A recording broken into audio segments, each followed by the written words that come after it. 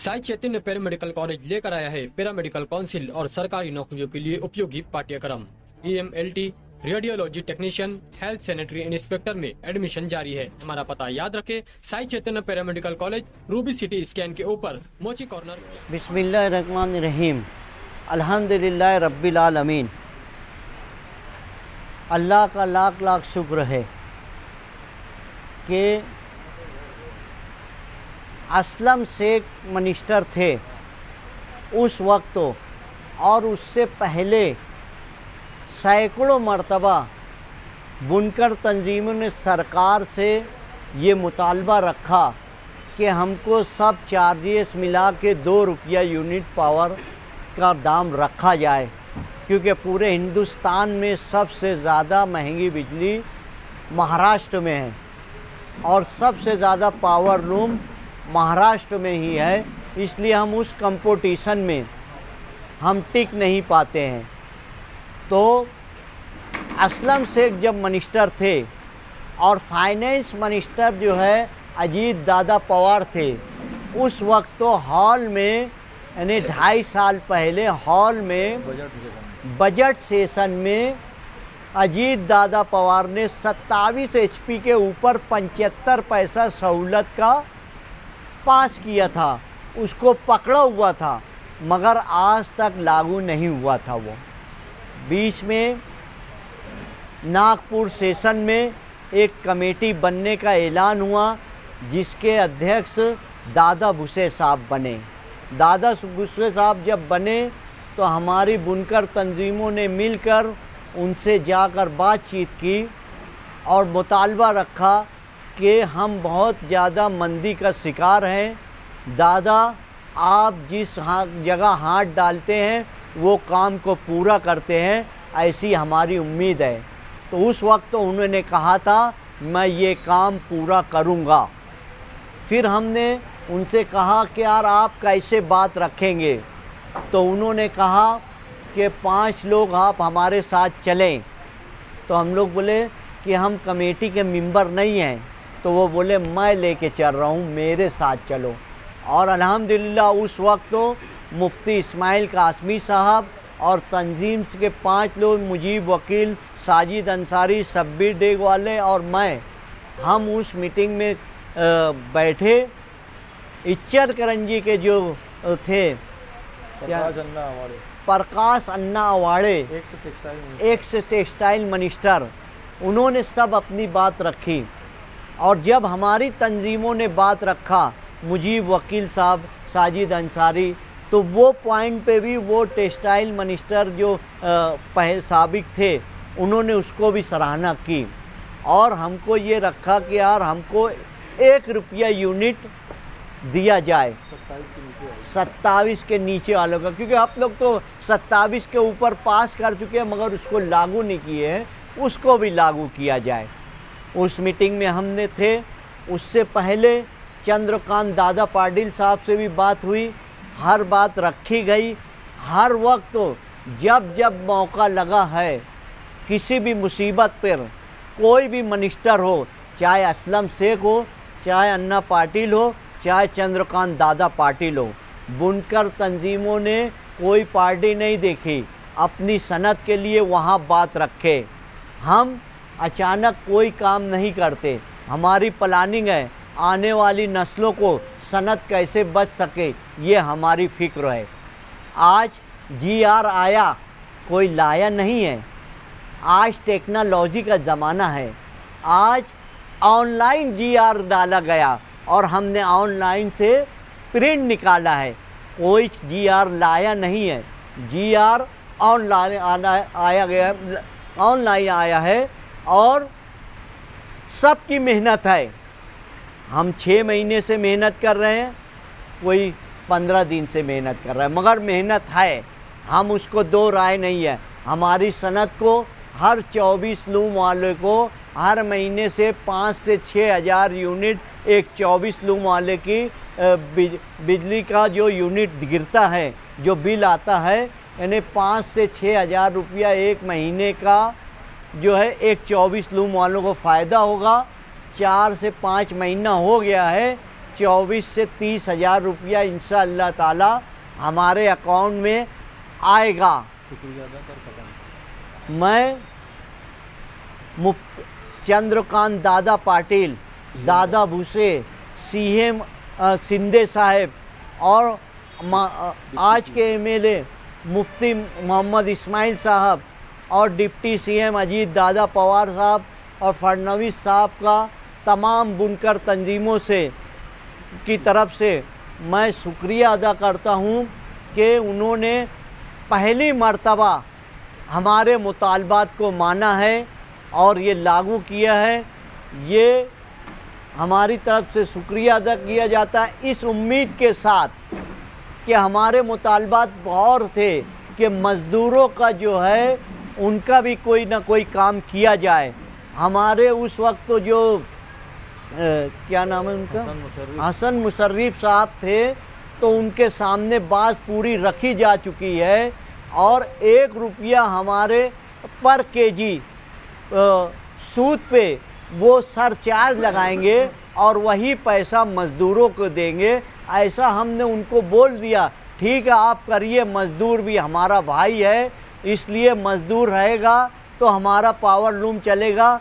हम जो है ताना बाना है, इसलिए उनके लिए हम 1 रुपया हमारी कास्टिंग ऊपर आएगी, 1 रुपया सरचार्ज लगने का वो हम मुनाफा में कम ज़्यादा कर लेंगे। ऐसा करके हम मज़दूरों का भी किए हैं। हम सिर्फ हमारा नहीं सोचते हैं, मज़दूर हाँ इस शहर में मज़दूर से ही हर एक आदमी सेठ बना है, कोई पैदाइशी सेठ नहीं है, ये आप ध्यान रखिए। इसलिए कोई अगर हमारे बीच में तफर्रका फैलाएगा वो इस शहर का, इस सनत का नासूर रहेगा। शुक्रिया। मोहतरम हज़रात, हमारे तमाम साथियों ने अपने अपने तौर पर बात रखी। मैं ये पूरा जो है 6-8 महीने से जो ये कोशिश हुई है उसको समराइज़ कर रहा हूँ मुख्तसरन। सबसे पहले तो आपको जानना चाहिए कि हमारे कारोबारी मामलात में मुतालबात मंजूर होना ये बहुत ज़्यादा मुश्किल मुकाम रहता है। तो अल्लाह का शुक्र है, तमाम सहबाब ने शुक्रिया अदा किया है। 2018 से 23 तक जो टेक्सटाइल पॉलिसी थी जिसका ज़िक्र यूसुफ इलियास साहब ने असलम शेख के नाम से किया, उस वक्त भी ये ऑनलाइन की रजिस्ट्रेशन की दिक्कत थी। साजिद भाई और तमाम ही लोग मालेगांव से खुसूसी तौर पे हर तबके से मुंसलिक पावरलूम तंजीमों ने जाकर वहाँ भरपूर नुमाइंदगी की।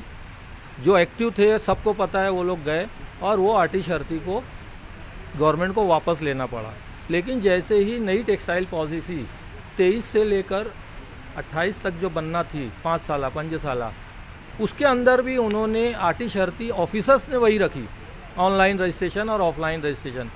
पहले जो ऑनलाइन रजिस्ट्रेशन 6 पन्ने का था वो भरना तो नामुमकिन था, उसका पार्ट पुरावा हमने किया, मुजीब वकील और हमने। उसके बाद ये 16 पन्ने का जब आया तो इसका घोर विरोध पूरे महाराष्ट्र से हुआ। सबसे पहले आप इस बात को नोट करें कि ये किसी इनफरादी तंजीम, इनफरादी एमएलए, इनफरादी माजी एमएलए या इनफरादी मिनिस्टर का काम नहीं है, ये कलेक्टिव काम है। सबसे पहले जो अधिवेशन में सवाल डाला था रईस शेख साहब ने भिवंडी के, उसके ऊपर कमेटी का गठन हुआ। इस सिलसिलेवार कमेटी ने लोगों को जोड़ा, उसके तमाम मेंबरान इस क्रेडिट के हकदार हैं। जो स्टडी ग्रुप बना, उस स्टडी ग्रुप के अंदर ऑफिशियल पहली मीटिंग हमारे आउटर के मंत्री और पालक मंत्री दादा बाबू भूसे की अध्यक्षता में मंत्रालय के अंदर ये मीटिंग लगी, जिसके अंदर मालेगांव से पूरे महाराष्ट्र से किसी पावरलूम सेंटर से कोई व्यूअर नहीं गया था। सिर्फ मालेगांव से हम 5 बंदे दादा बाबू के साथ बनफ से नफीस वहाँ पहुँचे और मैक्सिमम जो बातें थी, जो 12 मुतालबात सिफारिशात में गवर्नमेंट ऑफ महाराष्ट्र में ने जो कबूल की हैं, उन 12 सिफारिशात में से 8 से 10 सिफारिशात मालेगांव तंजीमों ने दी थी, जिसमें से लेबर का, मॉडर्नाइजेशन का 5% सब्सिडी का, इंटरेस्ट सब्सिडी का जो साजिद भाई ने जिसका जिक्र किया, ये तमाम मुतालबात और 1 रुपया 27 हाउस पावर से नीचे वालों का ये मुतालबा मालेगांव का था, ये किसी सेंटर का नहीं था। ये बात नोट करें हर कोई। ये मुतालबे को माजी टेक्सटाइल मिनिस्टर प्रकाश अन्ना आवाड़े साहब ने बहुत ही गंभीरता से उसको लिया और ये बोला कि हाँ यार, मालेगांव प्लेन पावर लूम का कभी कोई सब्सिडी मिली नहीं है एक्स्ट्रा, हमने 75 पैसा तो वहाँ दी थी 27 के ऊपर वालों को। तो इस तरीके से मालेगांव से जो नुमाइंदगी हुई तंजीमों की तरफ से, पहली मीटिंग में तमाम बातें 95% उन्होंने कवर की। ऑफिशियल जो है 3 जनवरी को महाराष्ट्र का जो पावरलूम कारपोरेशन है बॉम्बे के अंदर ऑफिस, उसके अंदर पूरे मालेगांव पूरे महाराष्ट्र के सेंटर से लोगों को जमा किया गया और ऑफिशियल ये बताया गया कि आपको जो जो बोलना है बोलो। तो जिनको जो बोलना था, मालेगांव के भी तंजीमें गई थी, सियासी लोग भी गए थे, हमें उससे कोई एतराज़ नहीं, लेकिन जो मेन ठोस काम था, पहली मीटिंग जो दादा भूसे के साथ हुई थी उसमें तमाम चीज़ें हो गई। ये हुआ एक हिस्सा। दूसरा हिस्सा ये है, गवर्नमेंट ने उसको मंजूरी दी स्टेप बाय स्टेप, लेकिन मंजूरी के वक्त तक न सीएम ने, न दोनों डिप्टी सीएम ने, न इस कमेटी के अध्यक्ष ने ये बताया नहीं कि इसको ऑनलाइन इसका इम्प्लीमेंटेशन होगा। ये ब्यूरोक्रेसी ऑफिसर्स ने ये आटी शर्ती लगाई और उसका जब घोर विरोध हुआ तो सीएम साहब ने ओरल बोला इचल करंजी के अंदर कि हम इसको स्थगिति देंगे, और स्टेप बाय स्टेप वो काम आगे बढ़ा। और आज जो है जीआर जो है गवर्नमेंट ने निकाला है, हमें पूरी उम्मीद थी कि एक चीज़ बाय प्रोसीजर गवर्नमेंट ने उसको स्वीकृति दी है तो ये काम भी देर सवेर मंजूर हो जाएगा। लेकिन जो भ्रम फैलाया जा रहा था लोकल लेवल पर कि इस महीने भी नहीं सब्सिडी मिली, अगले महीने भी नहीं मिलेगी, कब मिलेगी, तो ना गवर्नमेंट ऑफ महाराष्ट्र ने ये दिन तारीख दी थी, न कमेटी ने दिन तारीख फिक्स की थी कि फलाना महीने से ये सब्सिडी लागू होगी। आप लोग पत्रकार हैं, इस तरीके से अच्छी तरीके से जानते हैं, लाडली बहना स्कीम किसी तंजीम ने नहीं मांगी थी, शासन का निर्णय है। तमाम फंड को रोक कर लाडली बहना स्कीम में वो फंड रिलीज़ कर दिया। तो गवर्नमेंट माई बाप है, वो जिसको चाहे जब चाहे जितना चाहे दे सकती है। तो हमारा जो कहना था, देर आए दुरुस्त आए, पैसा उन्होंने प्रोविज़न करके रखा। अगले महीने 100% जो है आचार संहिता लग जाएगी और इसका आचार संहिता से कोई लेना देना नहीं, इसलिए वो इम्प्लीमेंट करने की तारीख जल्दी से जल्दी करने के लिए जीआर निकाल दिया गया। सबसे पहले हमारे साथियों ने जिस तरीके से सबका आभार प्रकट किया है, मैं खुद भी तंजीम का एक छोटा सा हिस्सा हूँ जो पूरे मालेगांव के लोग साथ में चलते हैं। इसमें हर बंदा जो हमारे साथ चला है वो सब शुक्रिया का हकदार है। कोई एक आदमी की कोशिश से नहीं हुई।